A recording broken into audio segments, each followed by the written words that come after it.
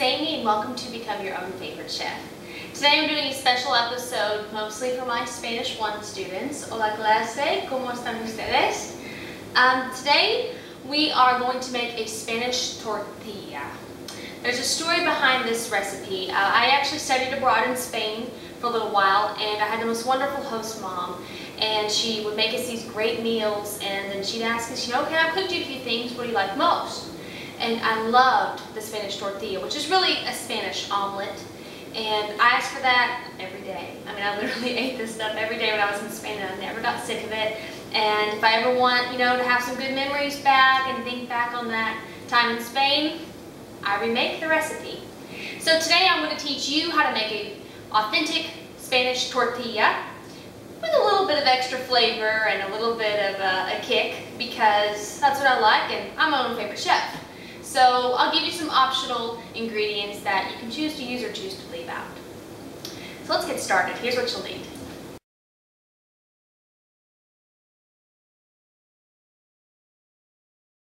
Alright, first thing we're going to do, I've already cracked 7 very large eggs, and we need to go ahead and whisk these up. I'm going to add a splash of milk as well. The milk just gives it a little extra fluffiness. Might be 2 or 3 tablespoons, not too much. We want to mix these really well, make sure they're all beaten. A little fluffy, make your omelet fluffy. And traditionally, a Spanish tortilla is only eggs, potatoes, and onion. I'm going to add just a little bit of extra garlic, because I love garlic. It gives it a little extra flavor. And something very strange, I'm going to add a little bit of turkey pepperonis. I love these. They're much lower calorie than regular pepperonis, but they've got the kick, they've got the flavor. Originally, I tried this with bacon to give it just a little bit of a meaty flavor, but the bacon completely overwhelmed the tortilla, and as much as I love bacon, it was too much. These are perfect. So I've got about 15 little chops, just tiny little pieces of these turkey pepperonis, and I'm actually going to add directly into my eggs and whisk these up in there.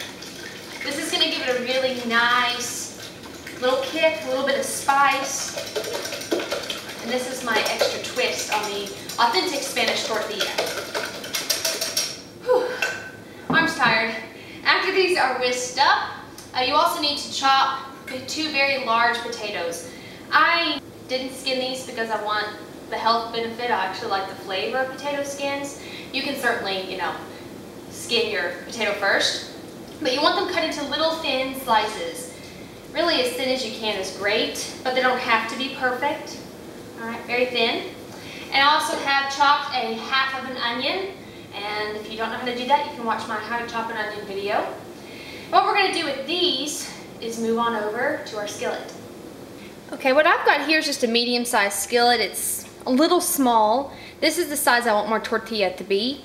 And the quality of your skillet is important. You want one that really does cook evenly. That's very important in the cooking process of the Spanish tortilla.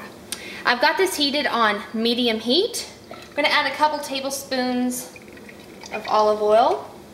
And the first thing we're going to do before we add eggs or anything is cook off our potatoes and onions just a little bit so they start to cook. Now that looks like a lot, but potatoes are a huge part of this omelet. Let's go ahead and add our onion.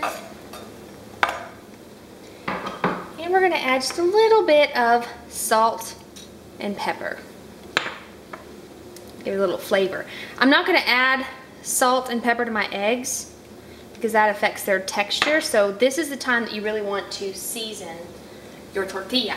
So once we have all these combined, give them a stir. You want that olive oil to mix around a little bit. You want your potatoes and your onions to definitely incorporate. Once those are mixed up, okay, they don't have to be perfect.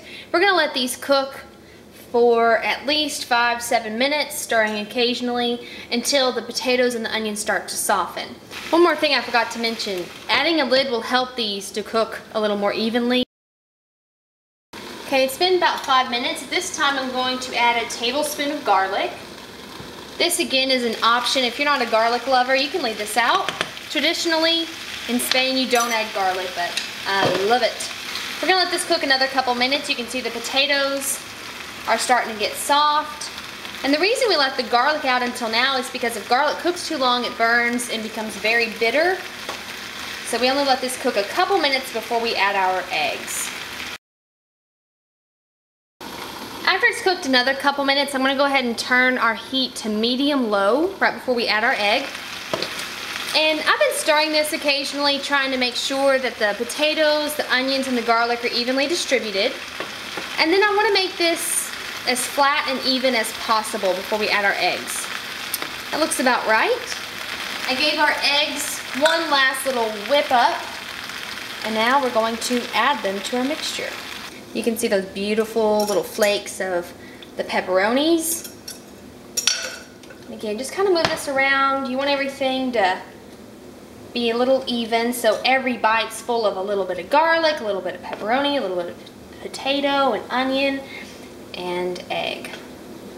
I am going to put a lid on this to help it cook evenly.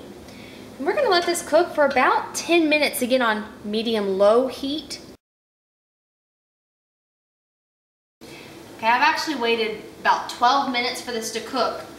No matter how long it takes, 10 to 12, you're looking for it to bubble up around the edges. There's going to be a little liquid left, but that's why we're going to do our final step. So first off, make sure that your omelet is not sticking to the sides, because what we have to do to finish this off is flip it. Now if you've got a pan that can go in the oven, you can put this in the oven and broil it. It'll cook the top. It's just the same. But tradition says we have to flip it, which is dangerous, and I don't always get this part right, but that's part of the fun. So again, make sure your edges are not sticking. Alright, to get this ready, just kind of shake it. You want to release it from the pan. Deep breath. Need a flat plate. Oh, this makes me so nervous, and I've done this a million times. We're going to, in one quick motion, flip it over, shake it, and you're hoping all of it comes on the plate. Most of it. Okay, this is not the pretty side. I promise we'll make this pretty. This is just a necessity to cook this the rest of the way. Since our bottom now is not completely cooked, you're going to gently slide it back in. See? Now we're going to let this cook for another 2 or 3 minutes. Let that finish cooking. I'm going to wash this plate, and we'll flip it back over so that the pretty side shows up. And then we'll be done. Alright, it's been another about 3 minutes. It should be cooked on the other side, so we're going to flip one more time. Clean plate. One more move, cross your fingers. A little bit of sticking, but that's what your torta should look like. Just slightly browned, it holds together, and we'll serve it up. Okay, our tortilla has been cooling for about 10 minutes, and you want to do that because it's really, really hot. And when you cut it, use a really sharp knife, and it'll come out just beautiful like this. You can see the layers of the potatoes and the egg, and remember, lots of flavor in here, so let's give it a try. Kind of messy. That's it. Might need a little extra salt on the top, but man, it's so good. It's not overpowering with garlic and onion. It's just the right amount. And I can taste just a little bit of, not spice, but just a little extra kick of flavor from those turkey pepperonis, which again are optional, but really delicious.